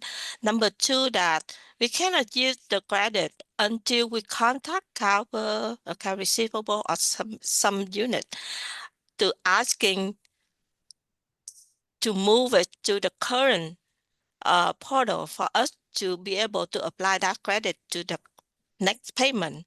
So we would like to know if CalPERS has any process or anything that be able to improve that. Do we have anybody from our financial office here that can answer that question? I don't think we have someone from our financial office today. What we'll do is we'll take down that question and then we'll send the answer back to you on that. Thank you. Sorry about that. That's okay. Any other questions? Don't see any more hands raised. I got a few things to say. One thing I wanted to mention is Heather and I have been working on an amended circular letter regarding working as retired annuitant for school members. The government code 21229.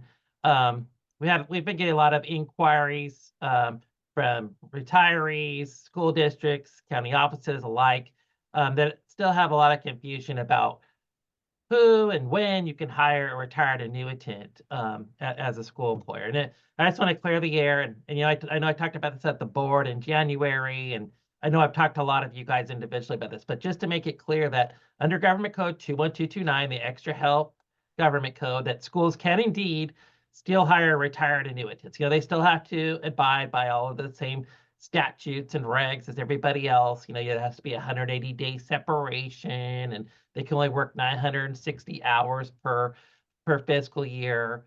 All of those things. But one of the main things I really want to emphasize is that, yes, indeed, substitutes can work as retired annuitants.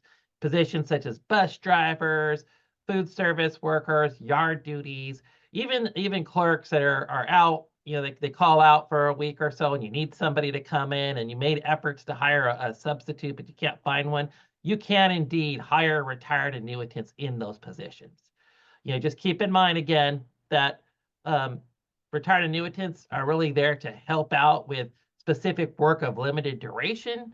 And it shouldn't be something that should be a permanent solution to your staffing needs, but it is something that is allowable under the law. You can indeed hire substitutes into these retired annuitant positions.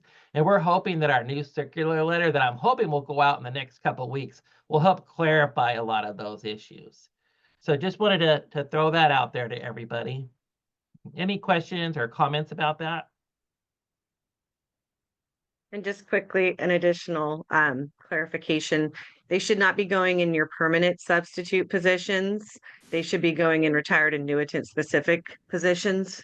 So just to clear that up, they can be used as subs, but they shouldn't be going in your permanent substitute positions. It looks like we do have a question from Angela. Go ahead, Yeah, Angela. Hi. Our county office has given us specific directives not to use retirees. And so now I'm getting, and I've called and I have email exchanges with CalPERS who is also telling us the same thing. So now we're hearing this. So I'm just not sure what to think here. So I can't really speak for the county office. For our team that, when you call in for us, we're giving guidance on how they should be hired into these retired annuitant positions and how you should be able to support the need for them for, apply, using justifications like there's a need because we're down, 8 bus drivers in our sub pool. So we need to hire some retirees to help us with that work. And so that's what the team here should be communicating out. So if you're hearing differently, I would like to know if it's from our team. Yeah, we definitely have emails specifically directing us to terminate our retired annuitants, and we have done so based on the directives from CalPERS. And it could be that if they're doing a specific review of a retired annuitant that's been employed for years and years and years, that they're advising that that's probably not of limited duration and they should be terminated. They're not saying you can't hire someone else, but it's just that if you've got someone in the role for over 6-7 years, that doesn't start to look like, you know, a retiree being used for a limited duration. Yeah, if you want to share any of those communications with Heather and I, we'd be glad to look at them for you. Because Sounds good. because we've been trying to clean this up for a while. There's been a lot of confusion on this, but yes, indeed, you can hire substitutes into retired annuitant positions. Heather is correct though. Like we still look to limited durations. You shouldn't have a retired annuitant working, say, for 10 years in a position, even if they're only working, you know, a few hours a year, right? They really shouldn't be in those positions for several year on end. There should be an end to it eventually. But yeah, I'd be curious to see those communications if you wouldn't mind sending them to us, because we've really been trying to work with our team and make sure that they're conveying the proper message to everybody. I can email you. Okay, sounds good. I appreciate that. Also, we're going to be sending out another circular letter regarding retired annuitants. It's going to probably be within the next month or so. And it has to do with the other type of retired annuitants, interim appointments. So those are like reserved for the more higher level positions. So under that government code, schools and state employers alike are not eligible to hire retired annuitants in these interim appointments. Again, we're not talking about subs. We're not talking about the bus drivers or the food workers. The administrative people. It's more like reserved for like the superintendents, the higher level managerial type positions. Those are what they call interim appointments. So we're going to be sending a circular letter out in the next month about that too, that clarifies that situation for all employers. Any questions or concerns about that?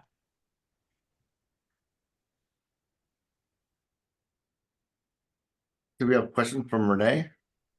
Yeah, I agree with the previous. I didn't catch the name of the previous person, but we're also getting a very specific written and directives from CalPERS, and maybe what you guys are determining. How do you determine a retired annuitant position? Because substitutes are not in a position what we call they're timesheet people, and they're what we've done in the past is they get called in usually last minute when there's a sickness or whatever, and they come in and fill in. But it's not a retired annuitant position. So when you guys say that, that's kind of speaking Greek, at least to me. And I don't know of any other county offices or districts that have specific retired annuitant positions that we can hire them into. We just have a sub pool that we call from. And you guys have been very specific that we cannot call them and they cannot be the first call. And then we have to document that we have to call all the other sub possibilities that are members, as opposed to, and use the retired annuitant last case scenario. So when you guys now say, oh, you guys can use them as subs, that goes against everything that we know, because our understanding is we cannot utilize them on a daily basis and call them in as we have in the past. And I see a lot of thumbs up that a lot of people are agreeing with me. So it's not just Napa County Office of Education Right. that's having this issue. And we've required all of our districts and have told them that if you hire a retired annuitant for extra help, that it has to be limited duration. They have to have a start and end date, an appointment, and then a permanent separation. And they can only be used for like a small project if it's a backload of whatever it is to be used, but they cannot be used daily for a substitute. So are we understanding you guys wrong? Or are you guys now flipping and saying that we can use them in our substitute pool? So every effort should be made to try to hire a regular substitute in those positions. I agree with that. However, if the effort's made and there aren't available subs, it's kind of weird to say a permanent sub, but a non-retired annuitant sub, then you can indeed hire a RA from that sub pool into an RA position. Heather, do you have anything more to add to that?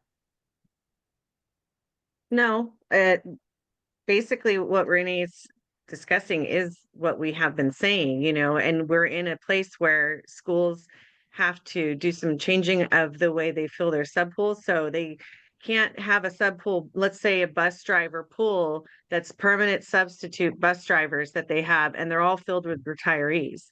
They should be trying to get those filled with non-retirees. And if for some reason while you're trying to fill those, you need to bring in some retirees in the meantime to help you out, then you can. They're going to be substitute bus drivers, but they're not in your permanent pool. They're extra help substitute bus drivers. And we understand there's been some problems with trying to reach out to the non-retirees first before the retirees, but that really truly should be the way that it should be done, because bringing in retirees in the extra help limited capacity that the law allows, it should be only when there's a present need, not as a go-to or a guaranteed like return to work for that retiree.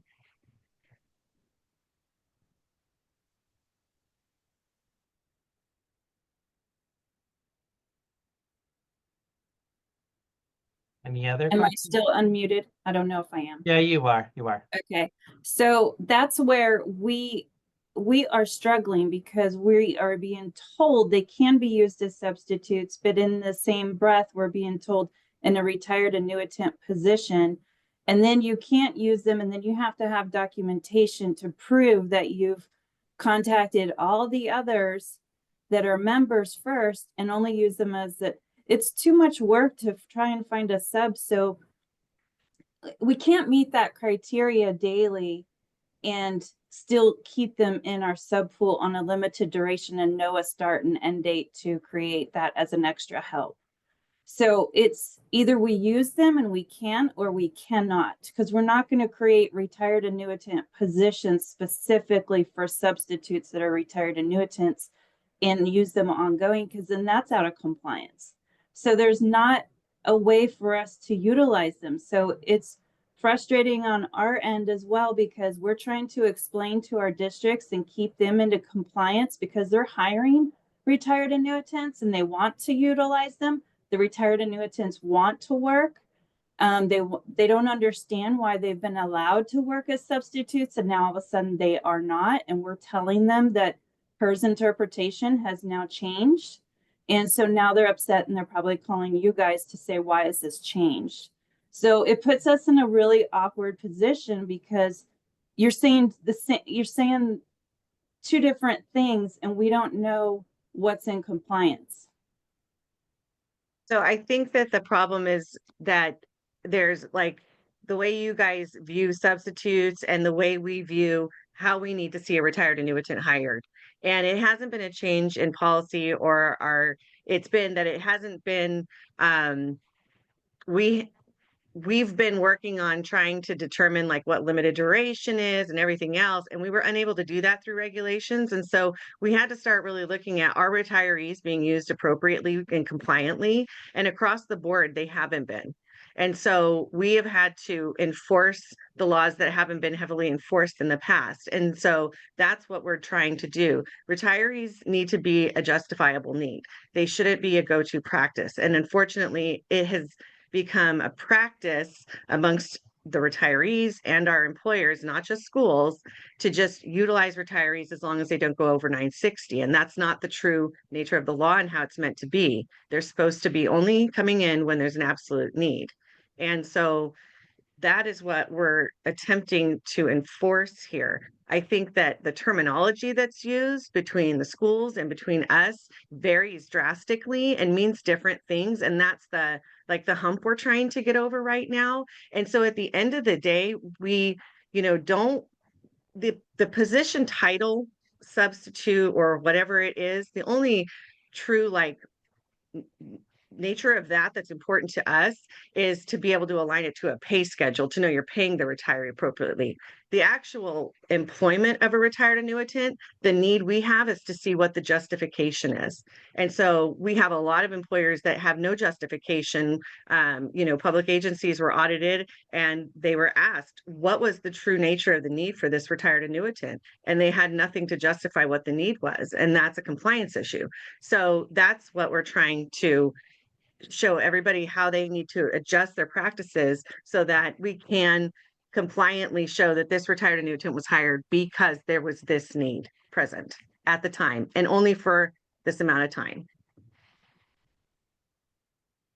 Did you have another question, Renee? I thought your hand went back up. Yeah, I did. They muted me, so I couldn't speak, but I'm unmuted now. It just seems like, is this rule in place more for public agencies and state agencies? Because schools work so much differently with substitutes than the other two.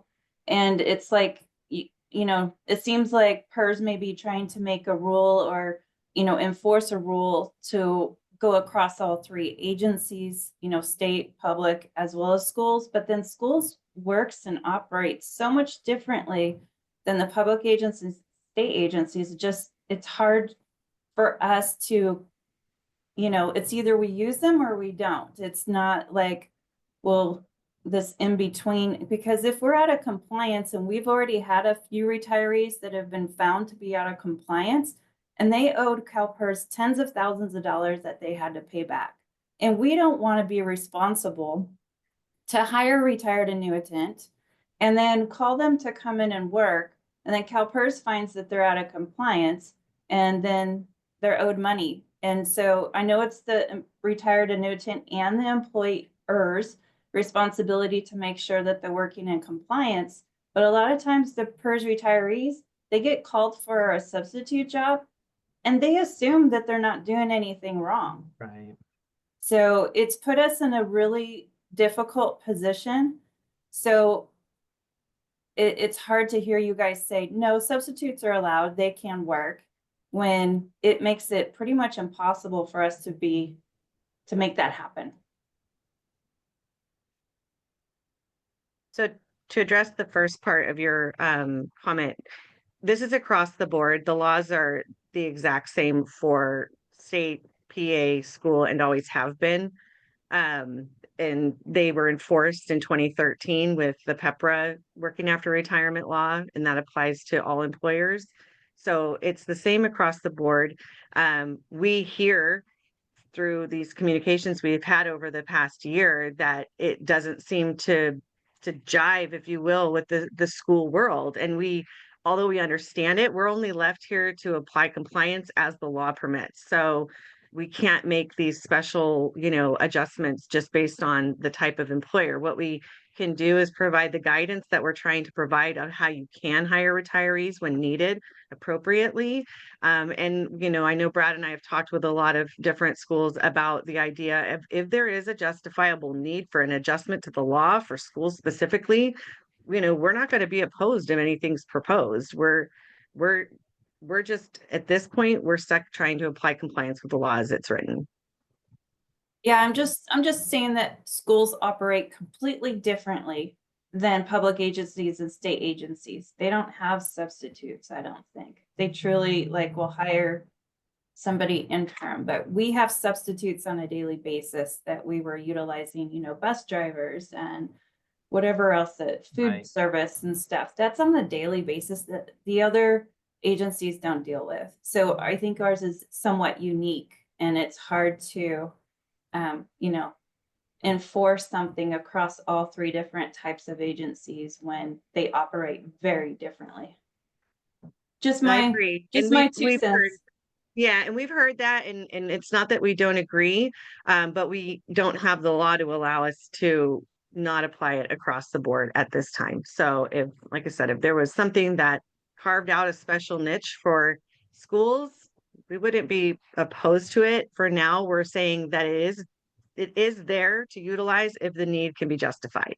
And if it's not working with your hiring practices, we're willing to try to work with you guys to figure out how can we help you adjust them so that you do have that ability to justify it and we don't have anybody go into those non-compliant violations, because that's the last thing we want as well. So this is a topic I want to talk about at the next. So the next, I was going to let you guys know too, the next SEAC meeting is going to be on August 7th, which is actually a Thursday, and that's going to be the education day. So this is one topic I want to talk about more in depth, because it is a growing issue, and we do want to partner with schools to make sure that we're doing it all the right way. We're not getting retirees caught up in any type of violation, but also to be reasonable on how we apply the retired annuitant laws, especially to substitutes. So our next SEAC will definitely have a chunk of time to talk about this. I'm also considering setting up a separate meeting in the next few months where we can maybe meet again outside the SEAC and go over what this process is, what our new circular is, exactly when you can and can't hire a school substitute as an RA, because it is a growing issue. You know, it's not one of these things where any laws or regs have changed. There's been more an eye on compliance over the last few years, and through several audits that we've had, not with schools, but with other employers as well. So like Heather's saying, we're trying our best to apply it consistently, but we do know that schools do operate a little differently than public agencies. You know, and my main point of our message is that we're just hearing from schools in particular that, and I understand your point, Renee, too, but they're basically saying that a substitute is just cannot be hired at all as an RA. That CalPERS said that subs can't, and I can understand it's harder to do, but it is something that is eligible as long as efforts have been made to fill with those permanent subs. But this is an issue that I'm passionate about because we are getting so many inquiries regarding this, and I want to resolve this issue so we can move forward and all be on the same page. So we're going to be putting our heads together. Again, look out for that circular letter that's coming out within the next couple of weeks that hopefully adds some clarification. And then for sure at the next SEAC, we'll talk about this. But in the meanwhile, I'm going to try to set something up separately so we can discuss some of these issues and come up with a good plan going forward.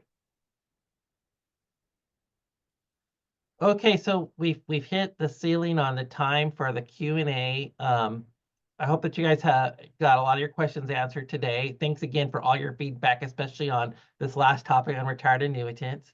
And if you have any questions we didn't answer, we'll get back to you later with those. We'll email them out to you. And of course, if you have any questions between now and then, you can always hit up any of us and we'll be glad to help you with any of your questions. So everybody have a great day and we'll talk to you again next time. Thank you. Bye. Brad. Yeah. Yes. Yeah. Sorry, my question's really fast. Go ahead. Yeah. Sorry, Are we going to get a circular letter with the new rates for fiscal year 25-26? The new employer rates? Yes, or health sir. rates? Yeah. All rates. All contribution rates. My team doesn't actually send that one out, but I will check with our actuarial team and get back to you on that. I'm anxiously awaiting it. Okay. Thank you. You're welcome. Okay. Well, thank you, everybody, and I'll see you again next time. Bye.